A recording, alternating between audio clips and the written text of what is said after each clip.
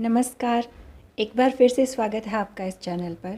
आज हम सुनेंगे गुरुदेव रवींद्रनाथ टैगोर की लिखी कहानी अंतिम प्यार। आर्ट स्कूल के प्रोफेसर मनमोहन बाबू घर पर बैठे मित्रों के साथ मनोरंजन कर रहे थे। ठीक उसी समय योगेश बाबू ने कमरे में प्रवेश किया। योगेश बाबू अच्छे चित्रकार थे। उन्होंने अभी थोड़े समय पूर्व ही स्कूल छोड़ा था। उन्हें देखकर एक व्यक्ति ने कहा, योगेश बाबू, नरेंद्र क्या कहता है, आपने कुछ सुना? योगेश बाबू ने आराम कुर्सी पर बैठकर पहले तो एक लंबी सांस ली, पश्चात बोले, क्या कहता है? नरेंद्र कहता है बंग प्रांत में उसकी कोटि का कोई भी चित्रकार इस समय नहीं है। ठीक है, अभी कल का छोकरा है ना, हम लोग तो जैसे आज तक घास छीलते रहे हैं, झुंझलाकर योगेश बाबू ने कहा।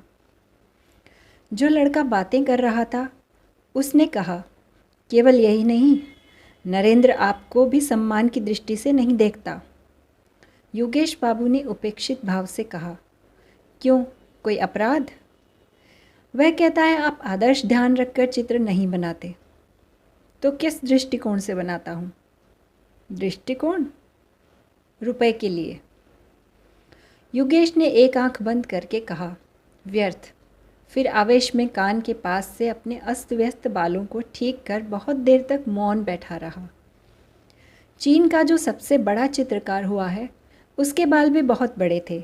यही कारण था कि योगेश ने भी स्वभाव विरुद्ध सिर पर लंबे लंबे बाल रखे हुए थे। ये बाल उसके मुख पर बिल्कुल नहीं बाते थे, क्योंकि बचपन में एक बार चेचक के आक्रमण से उनके प्राण तो बच गए थे, किंतु मुख बहुत कुरूप हो गया था। एक तो श्याम वर्ण, दूसरे चेचक के दाग। चेहरा देखकर सहसा यही जान पड़ता था मानो किसी ने बंदूक में छर्रे भरकर लिबलिबी दाब दी हो। कमरे में जो लड़के बैठे थे, योगेश बाबू को क्रोधित देखकर उनके सामने ही मुंह बंद करके हंस रहे थे। सहसा वह हंसी योगेश बाबू ने भी देख ली। क्रोधित स्वर में बोले, तुम लोग हंस रहे हो, क्यों? एक लड़के ने चाटुकारिता से जल्दी जल्दी कहा, नहीं महाशय, आपको क्रोध आए और हम लोग हंसें, ये भला कभी संभव हो सकता है? मैं समझ गया। अब अधिक चातुर्य की आवश्यकता नहीं। क्या तुम लोग ये कहना चाहते हो कि अब तक तुम सब दांत निकाल कर रो रहे थे? मैं ऐसा मूर्ख नहीं हूँ। यह कहकर उन्होंने आंखें बंद कर ली। लड़कों ने किसी प्रकार हंसी रोककर कहा, चलिए यूँ ही सही, हम हंसते ही थे और रोते भी क्यों? पर हम नरेंद्र के पागलपन को सोचकर हंसते थे।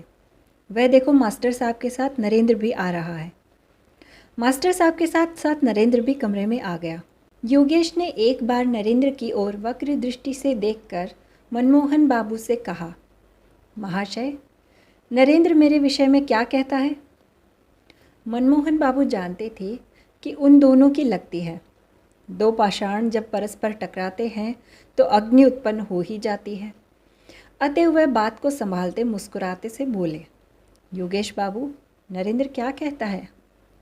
नरेंद्र कहता है कि मैं रुपए की दृष्टिकोण से चित्र बनाता हूँ, मेरा कोई आदर्श नहीं है। मनमोहन बाबू ने पूछा, क्यों नरेंद्र? नरेंद्र अब तक मौन खड़ा था। अब किसी प्रकार आगे आकर बोला, हाँ कहता हूँ, मेरी यही सम्मति है। योगेश बाबू ने मुंह बनाकर कहा, बड़े सम्मति देने वाले आए, छोटे मुंह बड़ी बात। अभी कल का छोकरा और इतनी बड़ी बड़ी बातें। मनमोहन बाबू ने कहा, योगेश बाबू, जाने दीजिए, नरेंद्र अभी बच्चा है और बात भी साधारण है, इस पर वाद विवाद की क्या आवश्यकता है? योगेश बाबू उसी तरह आवेश में बोले, बच्चा है? नरेंद्र बच्चा है? जिसके मुंह पर इतनी बड़ी बड़ी मूछें हों, वह यदि बच्चा है तो बूढ़ा क्या होगा? मनमोहन बाबू, आप क्या कहते हैं? एक विद्यार्थी ने कहा, महाशय, अभी ज़रा देर पहले तो आपने उसे कल का छोकरा बताया था। योगेश बाबू का मुख क्रोध से लाल हो गया। बोले, कब कहा था? अभी इससे ज़रा देर पहले। झूठ, बिल्कुल झूठ। जिसकी इतनी बड़ी बड़ी मूछें हों उसे छोकरा कहूँ? असंभव है। क्या तुम लोग ये कहना चाहते हो कि मैं बिल्कुल मूर्ख हूँ? सब लड़के एक स्वर से बोले, नहीं महाशय, ऐसी बात हम भूलकर भी जीवा पर ला नहीं सकते। मनमोहन बाबू किसी प्रकार हंसी को रोककर बोले, चुप चुप, गोलमाल ना करो। योगेश बाबू ने कहा, हाँ नरेंद्र, तुम ये कहते हो कि बंग प्रांत में तुम्हारी टक्कर का कोई चित्रकार नहीं है? नरेंद्र ने कहा, आपने कैसे जाना? तुम्हारे मित्रों ने कहा। मैं यह नहीं कहता, तब भी इतना अवश्य कहूँगा कि मेरी तरह हृदय रक्त पीकर बंगाल में कोई चित्र नहीं बनाता। इसका प्रमाण? नरेंद्र ने आवेशमय स्वर में कहा, प्रमाण की क्या आवश्यकता है? मेरा अपना यही विचार है। तुम्हारा विचार असत्य है। नरेंद्र बहुत कम बोलने वाला व्यक्ति था। उसने कोई उत्तर नहीं दिया। मनमोहन बाबू ने इस अप्रिय वार्तालाप को बंद करने के लिए कहा, नरेंद्र, इस बार प्रदर्शनी के लिए तुम चित्र बनाओगे ना? नरेंद्र ने कहा, विचार तो है, देखूंगा तुम्हारा चित्र कैसा रहता है। नरेंद्र ने श्रद्धा भाव से उनकी पग धूली लेकर कहा, जिसके गुरु आप हैं उससे क्या चिंता, देखना सर्वोत्तम रहेगा। योगेश बाबू ने कहा, राम से पहले रामायण, पहले चित्र बनाओ फिर कहना।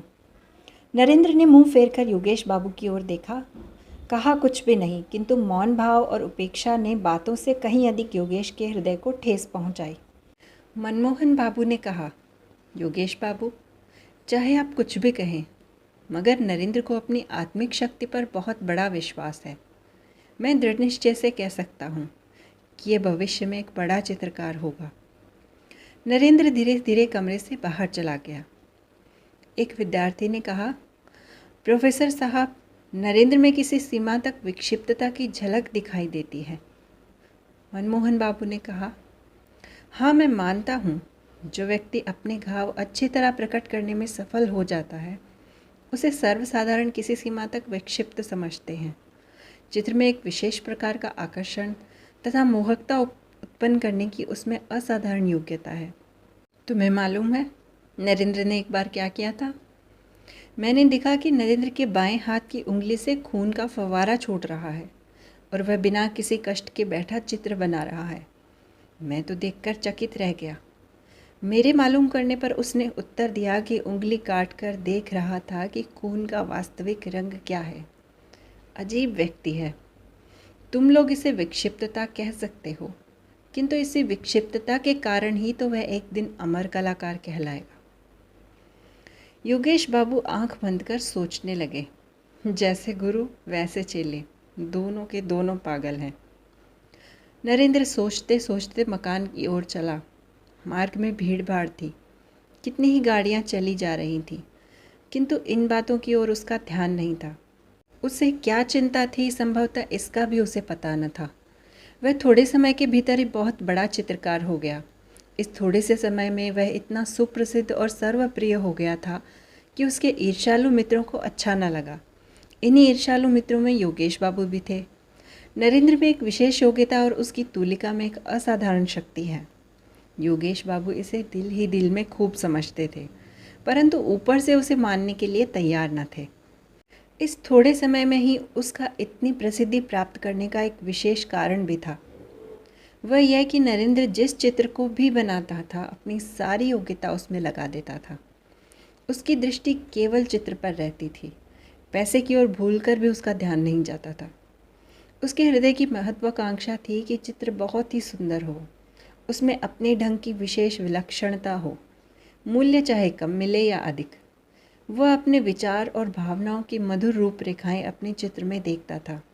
जिस समय चित्र चित्रित करने बैठता तो चारों ओर फैली हुई असीम प्रकृति और उसकी सारी रूपरेखाएं हृदय पट से गुंफित कर देता।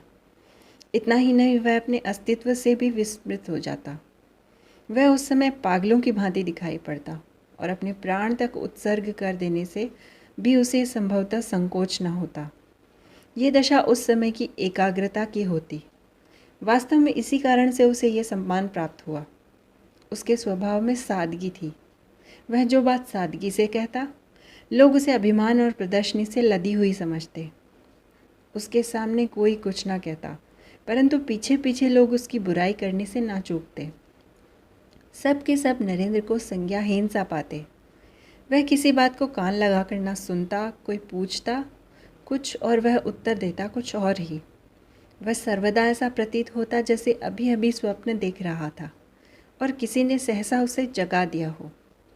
उसने विवाह किया और एक लड़का भी उत्पन्न हुआ। पत्नी बहुत सुंदर थी, परंतु नरेंद्र को गृहस्थिक जीवन में किसी प्रकार का आकर्षण न था। तब भी उसका हृदय प्रेम का अथाह सागर था। वह हर समय इसी धुन में रहता था कि चित्रकला में प्रसिद्धि प्राप्त करे। यही कारण था कि लोग उसे पागल समझते थे। किसी हल्की वस्तु को यदि पानी में जबरदस्ती डुबो दो तो वह किसी प्रकार भी ना डूबेगी, वरन ऊपर तैरती रहेगी। ठीक यही दशा उन लोगों की होती है जो अपनी धुन के पक्के होते हैं। वे सांसारिक दुख सुख में किसी प्रकार डूबना नहीं जानते। उनका हृदय हर समय कार्य की पूर्ति में संलग्न रहता है। नरेंद्र सोचते सोचते अपने मकान के सामने आ खड़ा हुआ।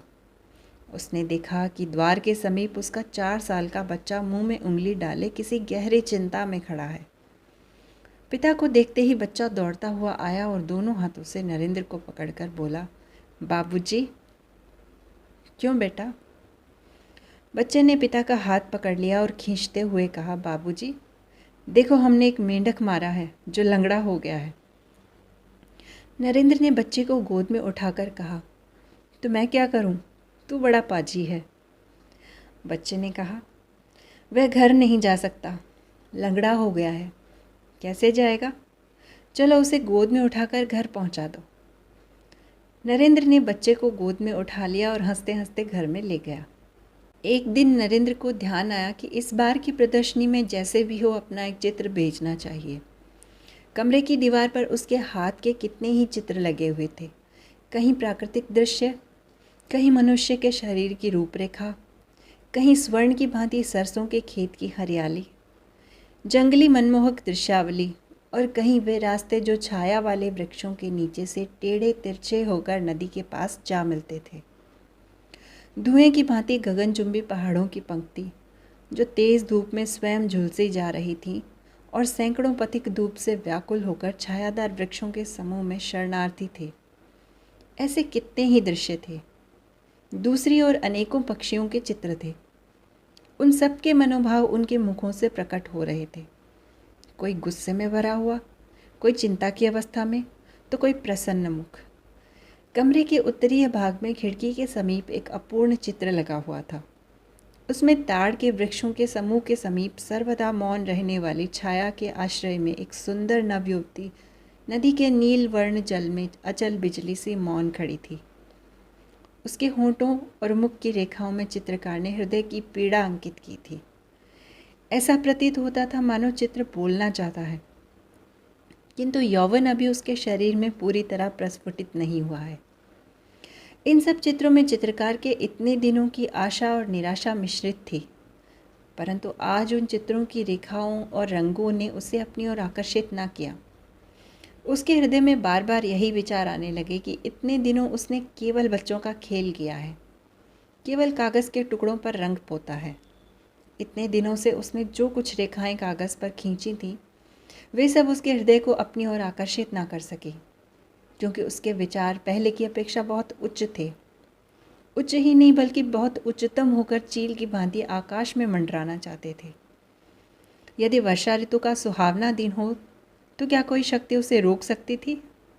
वह उस समय आवेश में आकर उड़ने की उत्सुकता में असीमित दिशाओं में उड़ जाता, एक बार भी फिर कर नहीं देखता। अपनी पहली अवस्था पर किसी प्रकार भी वह संतुष्ट नहीं था। नरेंद्र के हृदय में रह रहकर यही विचार आने लगा।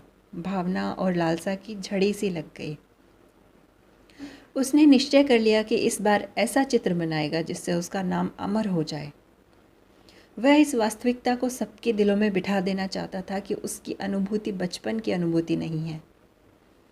मेज़ पर सिर रखकर नरेंद्र विचारों का ताना बाना बुनने लगा। वह क्या बनाएगा? किस विषय पर बनाएगा? हृदय पर आघात होने से साधारण प्रभाव पड़ता है। भावनाओं के कितने ही पूर्ण और अपूर्ण चित्र उसकी आंखों के सामने से सिनेमा चित्र की भांति चले गए, परंतु किसी ने भी उसे दम भर के लिए उसके ध्यान को अपनी ओर आकर्षित न किया। सोचते सोचते संध्या के अंधियारे में शंख की मधुर ध्वनि ने उसको मस्त कर देने वाला गाना सुनाया। इस स्वर लहरी से नरेंद्र चौंक कर उठ खड़ा हुआ। पश्चात उसी अंधकार में वह चिंतन मुद्रा में कमरे के अंदर पागलों की भांति टहलने लगा। सब व्यर्थ। महान प्रयत्न करने के पश्चात भी कोई विचार न सूझा। रात बहुत जा चुकी थी। अमावस्या की अंधेरी में आकाश परलोक की भांति धुंधला प्रतीत होता था। नरेंद्र कुछ खोया खोया सा पागलों की भांति उसी ओर ताकता रहा। बाहर से रसोइये ने द्वार खटखटाकर कहा, बाबूजी। चौंक कर नरेंद्र ने पूछा, कौन है? बाबूजी, भोजन तैयार है, चलिए। झुंझलाते हुए नरेंद्र ने कटु स्वर में कहा, मुझे तंग ना करो, जाओ, मैं इस समय ना खाऊंगा। कुछ थोड़ा सा? मैं कहता हूँ बिल्कुल नहीं।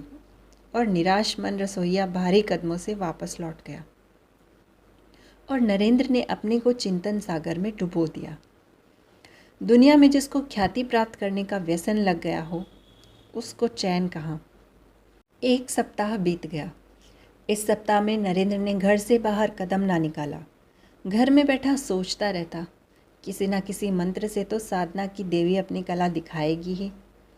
इससे पूर्व किसी चित्र के लिए उसे विचार प्राप्ति में देर ना लगती थी, परंतु इस बार किसी तरह भी उसे कोई बात ना सूझी। ज्यों-ज्यों दिन व्यतीत होते जाते थे, वह निराश होता जाता था। केवल यही क्यों, कई बार तो उसने झुंझलाकर सिर के बाल नोच लिए। वह अपने आप को गालियाँ देता, पृथ्वी पर पेट के बल पड़कर बच्चों की तरह रोया भी, परंतु सब व्यर्थ। प्रातःकाल नरेंद्र मौन बैठा था कि मनमोहन बाबू के द्वारपाल ने आकर उसे एक पत्र दिया। उसने उसे खोलकर देखा। प्रोफेसर साहब ने उसमें लिखा था, प्रिय नरेंद्र, प्रदर्शनी होने में अब अधिक दिन शेष नहीं है। 1 सप्ताह के अंदर यदि चित्र न आया तो ठीक नहीं। लिखना तुम्हारी क्या प्रगति हुई है और तुम्हारा चित्र कितना बन गया है। योगेश बाबू ने चित्र चित्रित कर दिया है, मैंने देखा है, सुंदर है, परंतु मुझे तुमसे और भी अच्छे चित्र की आशा है। तुमसे अधिक प्रिय मुझे और कोई नहीं। आशीर्वाद देता हूँ, तुम अपने गुरु की लाज रख सको। इसका ध्यान रखना, इस प्रदर्शनी में यदि तुम्हारा चित्र अच्छा रहा तो तुम्हारी ख्याति में कोई बाधा न रहेगी। तुम्हारा परिश्रम सफल हो, यही कामना है। मनमोहन। पत्र पढ़कर नरेंद्र और भी व्याकुल हुआ। केवल 1 सप्ताह शेष है और अभी तक उसके मस्तिष्क में चित्र के विषय में कोई विचार ही नहीं आया। खेद है, अब वह क्या करेगा। उसे अपने आत्मबल पर बहुत विश्वास था, पर उस समय वह विश्वास भी जाता रहा। इसी तुच्छ शक्ति पर वह 10 व्यक्तियों में सिर उठाए फिरता रहा। उसने सोचा था अमर कलाकार बन जाऊंगा, परंतु वाह रे दुर्भाग्य। अपनी अयोग्यता पर नरेंद्र की आंखों में आंसू भर आए। रोगी की रात जैसे आंखों में निकल जाती है, उसकी वह रात वैसे ही समाप्त हुई। नरेंद्र को इसका तनिक भी पता न हुआ। उधर वह कई दिनों से चित्रशाला ही में सोया था। नरेंद्र के मुख पर जागरण के चिन्ह थे।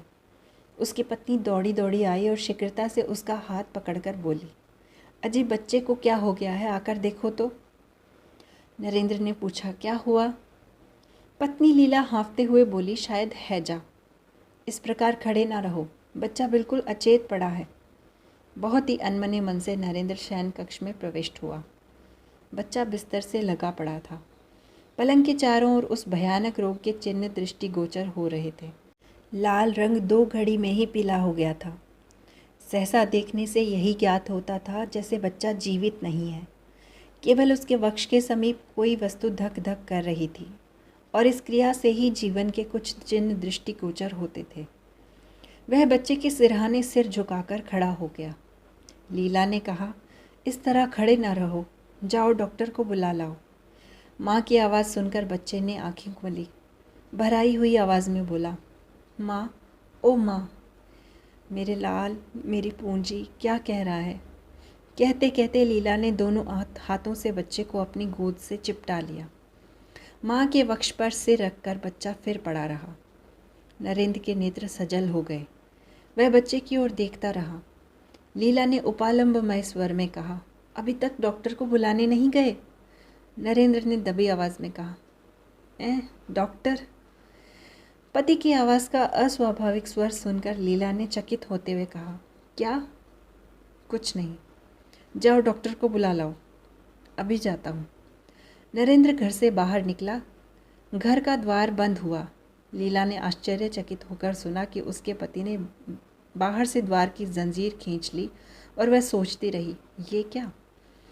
नरेंद्र चित्रशाला में प्रविष्ट होकर एक कुर्सी पर बैठ गया। दोनों हाथों से मुंह ढांपकर वह सोचने लगा। उसकी दशा देखकर ऐसा लगता था कि वह किसी तीव्र आत्मिक पीड़ा से पीड़ित है। चारों ओर गहरे सूनेपन का राज्य था। केवल दीवार लगी हुई घड़ी कभी न थकने वाली गति से टिक टिक कर रही थी और नरेंद्र के सीने के अंदर उसका हृदय मानो उत्तर देता हुआ कह रहा था, धक धक। संभवतः उसके भयानक संकल्पों से परिचित होकर घड़ी और उसका हृदय परस्पर कानाफूसी कर रहे थे। सहसा नरेंद्र उठ खड़ा हुआ। संज्ञाहीन अवस्था में कहने लगा, क्या करूं? ऐसा आदर्श फिर ना मिलेगा। परंतु वह तो मेरा पुत्र है। वह कहते कहते रुक गया।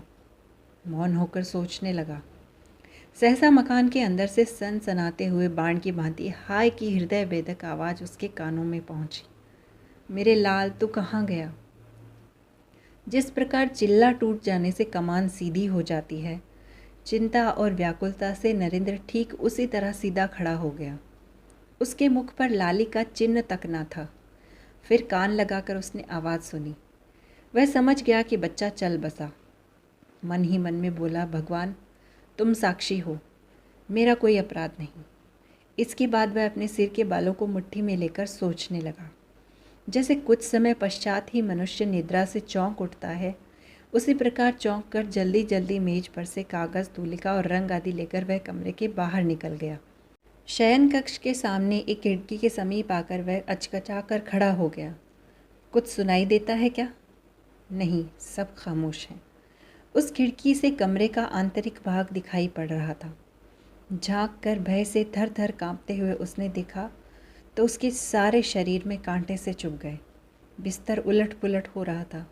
पुत्र से रिक्त गोद किए माँ वहीं पड़ी तड़प रही थी और इसके अतिरिक्त माँ कमरे में पृथ्वी पर लौटते हुए बच्चे के मृत शरीर को दोनों हाथों से वक्ष तल के साथ चिपटाए, बाल बिखेरे, नेत्र विस्फारित किए बच्चे के निर्जीव होठों को बार बार चूम रही थी। नरेंद्र की दोनों आंखों में किसी ने 2 सलाखें चुभो दी हों। उसने होंठ चबाकर कठिनता से स्वयं को संभाला और इसके साथ ही कागज़ पर पहली रेखा खींची। उसके सामने कमरे के अंदर वही भयानक दृश्य उपस्थित था। संभवतः संसार के किसी अन्य चित्रकार ने ऐसा दृश्य सम्मुख रखकर तूलिका ना उठाई होगी। देखने में नरेंद्र के शरीर में कोई गति न थी, परंतु उसके हृदय में कितनी वेदना थी उसे कौन समझ सकता है। वह तो पिता था। नरेंद्र जल्दी जल्दी चित्र बनाने लगा। जीवन भर चित्र बनाने में इतनी जल्दी उसने कभी न की थी। उसकी उंगलियां किसी अज्ञात शक्ति से अपूर्व शक्ति प्राप्त कर चुकी थी। रूपरेखा बनाते हुए उसने सुना, बेटा, ओ बेटा, बातें करो, बात करो, ज़रा एक बार तुम देख तो लो। नरेंद्र ने अस्फुट स्वर में कहा, उफ, यह असहनीय है, और उसके हाथ से तूलिका छूटकर पृथ्वी पर गिर पड़ी। किंतु उसी समय तूलिका उठाकर वह पुनः चित्र बनाने लगा। रह रहकर लीला का क्रंदन रुदन कानों में पहुंचकर हृदय को छेड़ता और रक्त की गति को मंद करता और उसके हाथ स्थिर होकर उसकी तूलिका की गति को रोक देते। इसी प्रकार पल पर पल बीतने लगे। मुख्य द्वार से अंदर आने के लिए नौकरों ने शोर मचाना शुरू कर दिया था, परंतु नरेंद्र मानो इस समय विश्व और विश्वव्यापी कोलाहल से पहरा हो चुका था। वह कुछ भी ना सुन सका। इस समय वह एक बार कमरे की ओर देखता और एक बार चित्र की ओर, बस रंग में तूलिका डुबोता और फिर कागज़ पर चला देता। वह पिता था, परंतु कमरे के अंदर पत्नी के हृदय से लिपटे हुए मृत बच्चे की याद भी वह धीरे धीरे भूलता जा रहा था। सहसा लीला ने उसे देख लिया। दौड़ती हुई खिड़की के समीप आकर दुखित स्वर में बोली, क्या डॉक्टर को बुलाया? ज़रा एक बार देख तो लेते मेरा लाल जीवित है या नहीं। ये क्या चित्र बना रहे हो? चौंक कर नरेंद्र ने लीला की ओर देखा। वह लड़खड़ा कर गिर रही थी। बाहर से द्वार खटखटाने और बार बार चिल्लाने पर भी जब कपाट न खुले तो रसोइया और नौकर दोनों डर गए। वे अपना काम समाप्त करके प्राय संध्या समय घर चले जाते थे और प्रातःकाल काम करने आ जाते थे। प्रतिदिन लीला या नरेंद्र दोनों में से कोई ना कोई द्वार खोल देता था। आज चिल्लाने और खटखटाने पर भी द्वार न खुला। इधर रह रहकर लीला की क्रंदन ध्वनि भी कानों में आ रही थी। उन लोगों ने मोहल्ले के कुछ व्यक्तियों को बुलाया। अंत में सबने सलाह करके द्वार तोड़ डाला। सब आश्चर्यचकित होकर मकान में घुसे। जीने से चढ़कर देखा कि दीवार का सहारा लिए दोनों हाथ जंघाओं पर रखे नरेंद्र सिर नीचा किए हुए बैठा है। उनके पैरों की आहट से नरेंद्र ने चौंक कर मुंह उठाया। उसके नेत्र रक्त की भांति लाल थे। थोड़ी देर पश्चात वह ठहाका मारकर हंसने लगा और सामने लगे चित्र की ओर उंगली दिखाकर बोल उठा, डॉक्टर, डॉक्टर, मैं अमर हो गया। दिन बीतते गए। प्रदर्शनी आरंभ हो गई। प्रदर्शनी में देखने की कितनी ही वस्तुएं थीं, परंतु दर्शक एक ही चित्र पर झुके पड़ते थे। चित्र छोटा सा था और अधूरा भी। नाम था अंतिम प्यार। चित्र में चित्रित किया हुआ था एक माँ बच्चे का मृत शरीर हृदय से लगाए अपनी दिल के टुकड़े के चंदा से मुख को बार बार चूम रही है।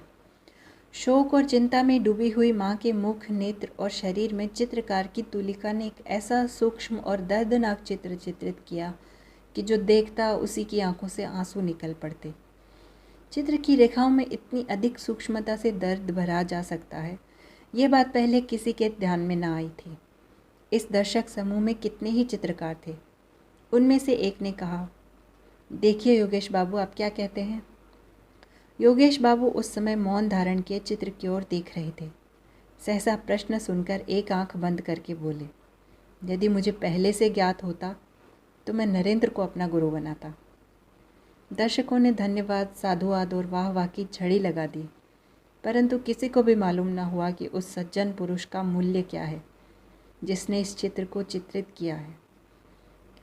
किस प्रकार चित्रकार ने स्वयं को धूलि में मिलाकर रक्त से इस चित्र को रंगा है, उसकी यह दशा किसी को भी ज्ञात न हो सकी। आप सुन रहे थे गुरुदेव रविंद्रनाथ टैगोर की लिखी कहानी अंतिम प्यार, सरिता की आवाज़ में।